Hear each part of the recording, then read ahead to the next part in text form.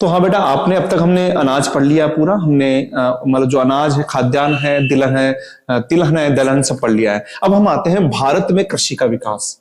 भारत में कृषि का विकास किस प्रकार होता है? भारत में कृषि का विकास ये पढ़ते हैं, बड़ा इंटरेस्टिंग है, आप पढ़िए। देखिए, सबसे पहले हम बात करें, अगर हम आजादी से पहले की बात करते हैं, तब भी हमारी कृषि व्यवस्था अच्छी नहीं थी। कृषि जो व्यवस्था थी वो अच्छी नहीं थी। क्यों? क्योंकि उस पर अंग्रेज थे। अंग्रेजों ने कई कर लगाए या कई लगान के माध्यम से हमारी कृषि जो व्यवस्था थी उसकी कमर तोड़ दी थी। और आजादी के बाद में जो विभाजन होता है देश का, तो सारे जो हमारे उपजाऊ क्षेत्र है वो पूर्वी पाकिस्तान, पश्चिम पाकिस्तान में चले गए। तो हमारी यहां भी कृषि की स्थिति अच्छी नहीं थी। अब क्या किया जाए? अब आजाद होता है देश, तो पहले योजना आयोग बनाता है हमारी प्रथम पंचवर्षीय योजना। क्या बनाता है? प्रथम पंचवर्षीय योजना बना रहा है। प्रथम पंचवर्षीय योजना के अंदर वो क्या करता है? सबसे पहले सोचता है कि हमको ध्यान कहां देना है? हमको ध्यान देना है कृषि पर। कहां पर ध्यान देना है? प्रथम इसमें कृषि पर ध्यान देना है। और कृषि पर ध्यान देने के लिए वो यहां पर दो सबसे पहले जो हमारे ये कह सकते हैं कि जो हमारा मंदिर कहा जाता है, जिसको हमने कहा है, जवाहरलाल नेहरू ने कहा है भाखड़ा नागल बांध, बांखड़ा नागल बांध और हीराकुंड बांध, ये बनाया जाता है। हीराकुंड बांध बनाया जाता है और कृषि पर विशेष ध्यान दिया जाता है। और यहां पर कुछ और चीजें बताई जाती है, ये हमको करनी है। पहले तो यह होती है कि व्यापारिक फसलों के स्थान पर जो योजना आयोग कहता है हमको खाद्यान्न फसलें उगानी है, हमको खाद्यान्न फसलें उगानी है, वो ये कहता है। दूसरा ये कहता है व्यापारिक फसलों के आधार पे, दूसरा भूमि का गहनतम उपयोग करना है। भूमि का गहनतम उपयोग करना है। ठीक है, आपको व्यापारिक फसलों में जो खाद्यान्न, व्यापारिक फसलें नहीं उगानी, उसके लिए खाद्यान्न फसलें उगानी है और भूमि का हमको गहनतम उपयोग करना है। और इन्होंने क्या कहा? जो कृषि योग्य व्यर्थ बंजर भूमि जो पड़ी है, कृषि योग्य व्यर्थ बंजर भूमि हुई है, उसको हमको कृषि भूमि में बदलना है। किस में बदलना है? कृषि भूमि में बदलना है। ये सब कृषि के विकास की बात चल रही थी। इन्होंने आगे एक बात करी, इसके अलावा इन्होंने कुछ कार्यक्रम भी चलाए। इसका नाम है IADP plus IAAP, integrated agriculture development programme, यानी गहन कृषि विकास कार्यक्रम। और यहां पर था गहन कृषि क्षेत्र कार्यक्रम, ये चलाए गए, जिससे कृषि के विकास को जोड़ दिया गया, उसको संबल प्रदान किया गया। अब हमारी कृषि बहुत अच्छी चल रही थी, लेकिन होता क्या है कि 1960 के अंदर जो अकाल आता है, 56 का और 60 का जो अकाल आता है, उससे हमारी कृषि की कमर वापस तोड़ जाती है। यानी कृषि वापस क्या हो जाती है, कृषि के अंदर बहुत परेशानी आ जाती है। वापस कृषि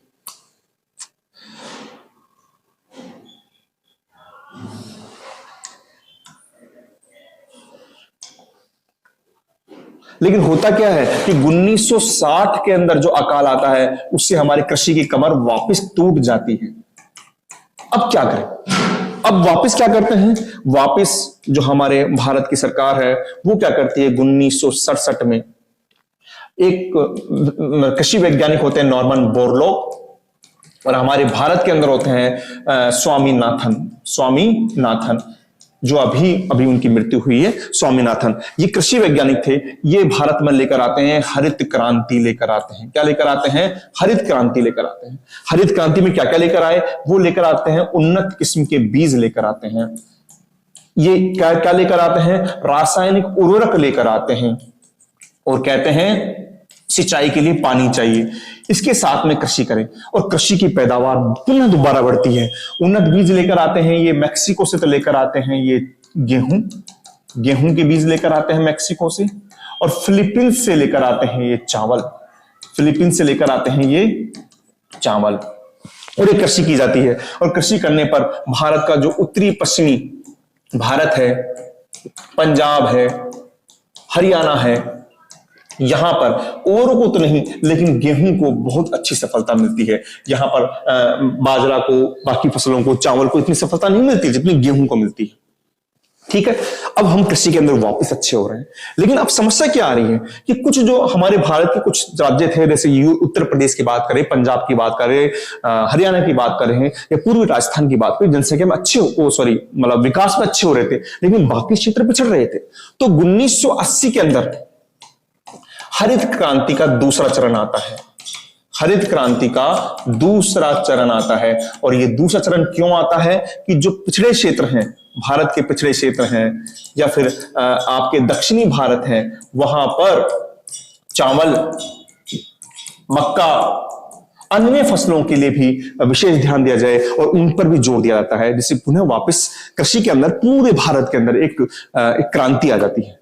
ठीक है, अब कृषि का बहुत अच्छा चल रहा है, कोई दिक्कत नहीं आ रही है। लेकिन पुनः एक समस्या आती है 1991 के खाड़ी युद्ध।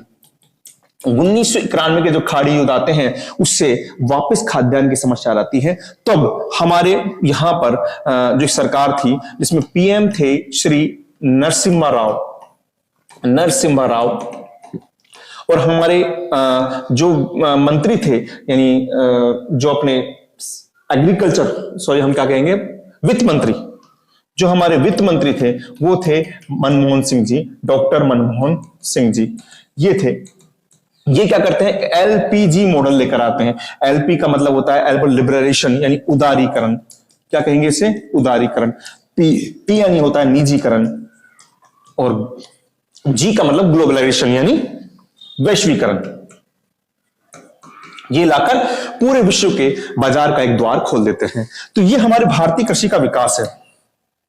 आप देखिए, आजादी से पहले हम कृषि के अंदर बिल्कुल पिछड़े थे, फिर बाद में विभाजन में और पिछड़ गए। प्रथम पंचवर्षीय योजना में काफी ध्यान दिया गया, भाखड़ा नागल बांध, हीराकुंड बांध बनाए गए, कुछ चीजें बताई गई कि व्यापारिक कृषि के जगह अब खाद्यान्न फसलें उगाई जाएगी, कृषि का गहनतम उपयोग किया जाएगा, कृषि भूमि को बदल दिया जाएगा, बाकी जो बच रही है IADP, ये कार्यक्रम चलाए गए, सब कुछ सही चल रहा था। लेकिन 1960 में अकाल आता है, फिर दिक्कत आती है, और 67 के अंदर हरित क्रांति आती है। नॉर्मन बोरलॉग और स्वामीनाथन जी आते हैं और हमारे पास में उन्नत बीज, रासायनिक उर्वरक, सिंचाई के साथ में खेती करते हैं। लेकिन यहां पर भी समस्या क्या रहती है, केवल गेहूं को प्रधानता मिलती है, गेहूं को सफलता मिलती है।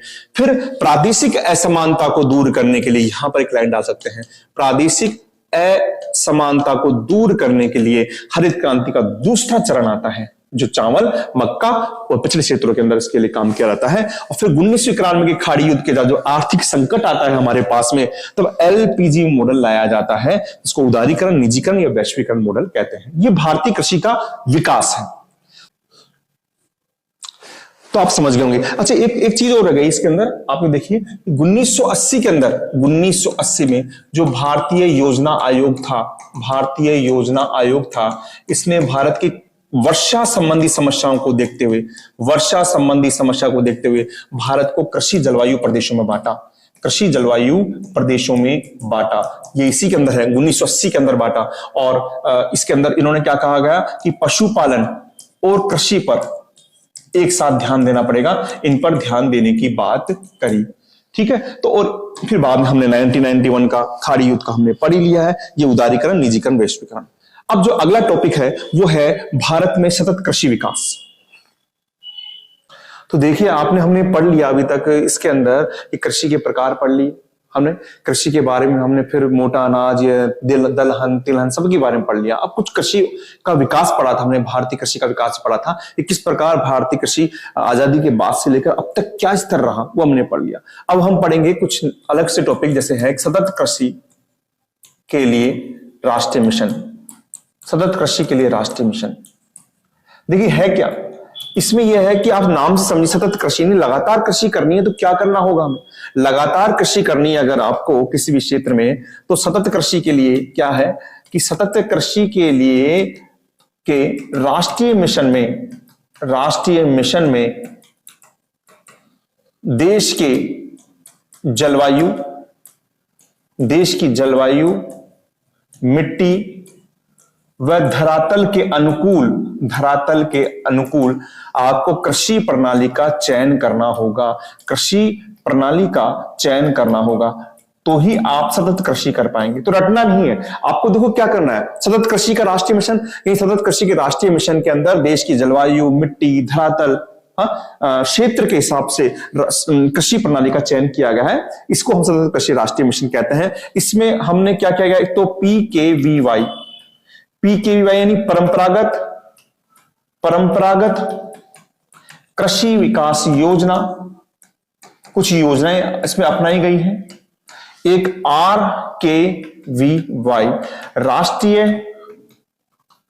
कृषि विकास योजना, राष्ट्रीय कृषि विकास योजना, ये योजनाएं अपनाई गई है और इनको अपनाकर हमने क्या किया गया, जैविक खेती पर ध्यान दिया है। किस पर ध्यान दिया है, जैविक खेती पर ध्यान दिया गया है। और जैविक खेती करने वाला, संपूर्ण तरीके से जैविक खेती करने वाला सिक्किम भारत का पहला राज्य है। सिक्किम क्या है, पहला राज्य है। तो सतत कृषि राष्ट्रीय मिशन क्या होता है, इसके अंदर देश की जो भी क्षेत्र में कर रहे हैं, वहां की जलवायु, वहां की मिट्टी, वहां का क्षेत्र, धरातल के हिसाब से कृषि प्रणाली का चयन किया जाता है और इन योजनाओं को अपनाया गया। तो आपने सतत कृषि मिशन देख ही लिया। अब देखो इसमें भी कुछ बातें हैं कि हमारे यहां पर सिंचाई का प्रसार, सिंचाई के प्रसार के कारण, उन्नत बीजों के कारण, रासायनिक उर्वरकों के कारण, साथ में ही कीटनाशकों के कारण गेहूं, चावल, तिलहन, दलहन, इन कृषि में बहुत अधिक बढ़ोतरी हुई है। यानी पैदावार में क्या हुई है, बहुत उछाल आया है, पैदावार में बढ़ोतरी हुई है। क्यों, सिंचाई के प्रसार के कारण, उन्नत बीजों के कारण, रासायनिक उर्वरकों के कारण, कीटनाशकों के कारण। लेकिन अब जो हमारे बीज हैं, जो हमारी फसलें हैं, वो भी क्या करती है, कीटनाशक कीड़ों के प्रति क्या है, उनमें रोग प्रतिरोधक क्षमता कम हो गई है। तो अब हमारे जो कीटनाशक, जो उनका प्रयोग है, वो 15 गुना बढ़ गया है। कितना गुना बढ़ गया है, 15 गुना बढ़ गया है। ये भी एक विचारणीय बिंदु है। ठीक है। अच्छा, आगे देखिए, आगे एक इसी समस्या के लिए आप देखिए, कई आपने देखा होगा, किसानों के लिए देखा होगा कि किसानों को समस्या आती है कि भाई हमारी मिट्टी कैसी है, हमको किस प्रकार के बीज प्रयुक्त करने हैं, हमारी जो हमको क्या है, पैदावार करने के लिए यंत्र कौन से चाहिए, कई समस्या रहती है। इसको सोल्व करने के लिए सरकार ने एक पोर्टल बनाया है जिसको बोलते हैं किसान पोर्टल। क्या बोलते हैं, किसान पोर्टल। किसान पोर्टल में क्या होता है, कृषि से संबंधित सभी जानकारियां एक मंच पर दी जाती है। कृषि से संबंधित सभी जानकारी एक मंच पर दे दी जाती है। इसमें क्या करते हैं, जो किसान होते हैं, किसान को अपनी, जैसे मान लीजिए मिट्टी की जानकारी, किसान का जो बीमा होता है वो बीमा, फसल का बीमा, कृषि यंत्रों की जानकारी, आपके कीटनाशकों व रासायनिक उर्वरकों की जानकारी, आपको इस किसान पोर्टल पर मिल जाती है। और साथ ही साथ में जो किसान होता है, भारत का जो किसान होता है, वो अपनी मिट्टी की उर्वरता की जांच भी इस किसान पोर्टल पर करा सकता है। तो किसान पोर्टल पे आप देखेंगे क्या है, इस किसान पोर्टल पे कृषि से संबंधित संपूर्ण जानकारी एक मंच पर मिल जाती है। इसमें मिट्टी की जानकारी, किसान बीमा, फसल का बीमा, कृषि यंत्रों, कीटनाशकों, उर्वरकों की जानकारी, आदि सभी जानकारियां मिल जाती है। और साथ में साथ वो अपनी मिट्टी का एक सैंपल देके उसकी भी जांच करा सकता है। इसको बोलते हैं किसान पोर्टल। अब सबसे अंत में हमारे पास इस पाठ का बच रहा है, जो बड़ा ही महत्वपूर्ण है। क्वेश्चन आता है कि भारतीय कृषि की समस्याएं,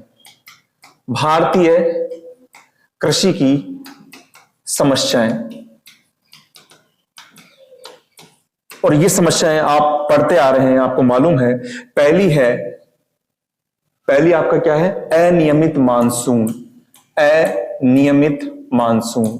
और ये आपको पता है कि हमारे भारत के अंदर मानसून हमेशा आंख में चोले का खेल खेलता रहता है।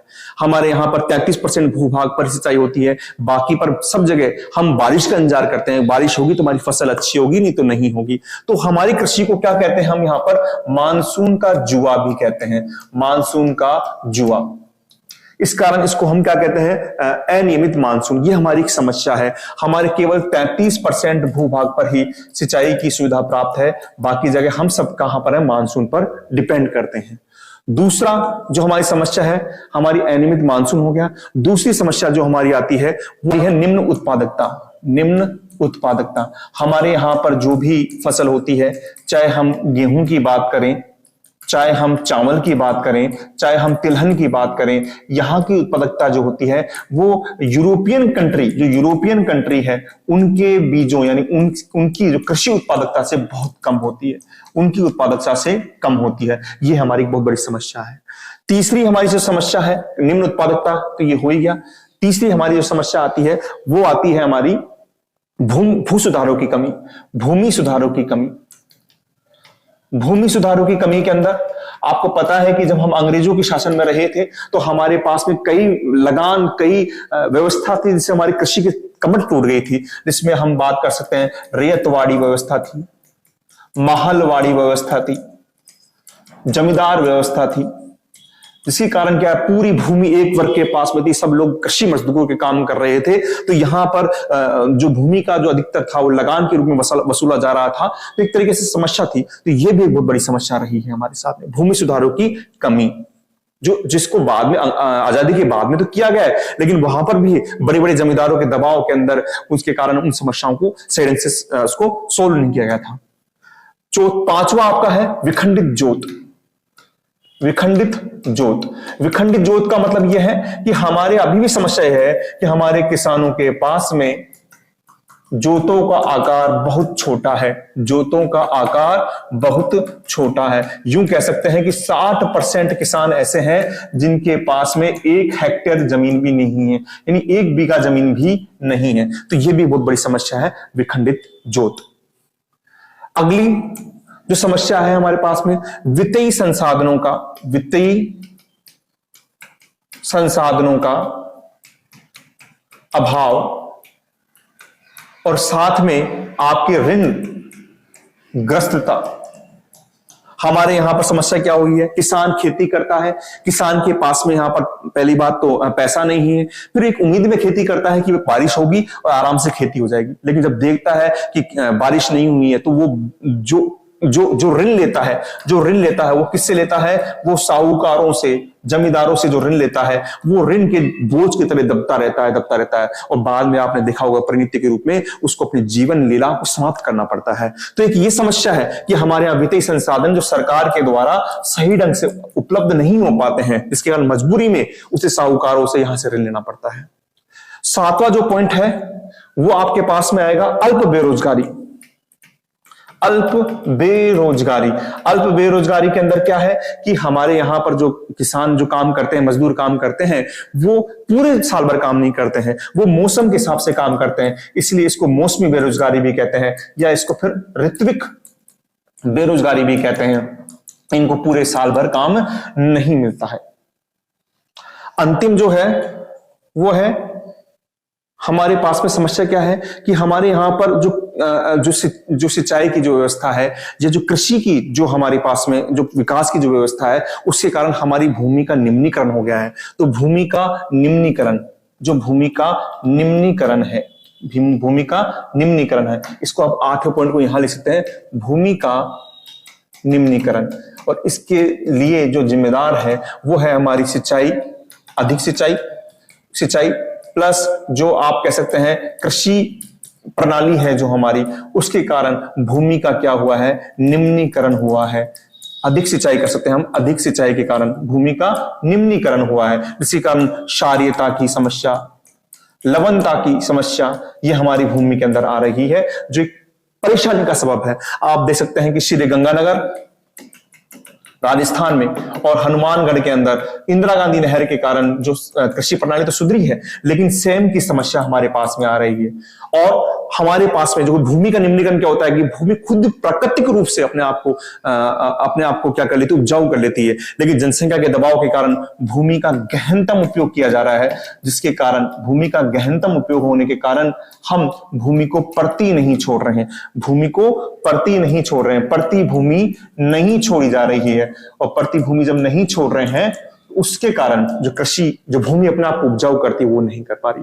तो ये सभी तमाम समस्या है जो हमारे कृषि पर एक कुठाराघात है। हम इसमें हमने पहले बात करी अनियमित मानसून की बात करी, ये हमारी समस्या है। निम्न उत्पादकता की समस्या करी, भूमि सुधारों की कमी है, ये हमारी समस्या है। विखंडित जोत है, वित्तीय संसाधनों का अभाव है, ऋणग्रस्तता है, अल्प बेरोजगारी है, और अंत में हमारी समस्या है भूमि का निम्नीकरण। हमारी समस्याओं के अंदर आता है भूमि का निम्नीकरण। तो मुझे उम्मीद है कि बेटा आपको ये पाठ समझ में आया होगा। हमने भू संसाधन, मैं आपको बताया था, हमने संसाधन भूमि के रेफरेंस में पढ़ा, जिसमें हमने भूमि के उपयोग पढ़े, हमने भूमि का, हमने फिर उसके बाद हम कृषि पर आए, कृषि की प्रणालियां पढ़ी, कृषि की हमने सभी खेतियों के बारे में पढ़ा कि कहाँ मोटा अनाज होता है, दलहन होता है, तलहन होता है, और फिर कृषि के विकास से लेकर हमने कृषि की समस्याओं के बारे में, भारत के बारे में जाना। तो आपको ये पाठ समझ में आया होगा, आप इसको दोबारा देखिए, और नेक्स्ट पाठ हम जो पढ़ेंगे वो जल संसाधन के बारे में पढ़ेंगे, जैसे भूमि संसाधन के बारे में पढ़ा। अच्छा बेटा, आप यूं ही पढ़ते रहिए और यूं ही कोशिश करते रहिए, सफलता जरूर मिलेगी। ठीक है बेटा, थैंक यू।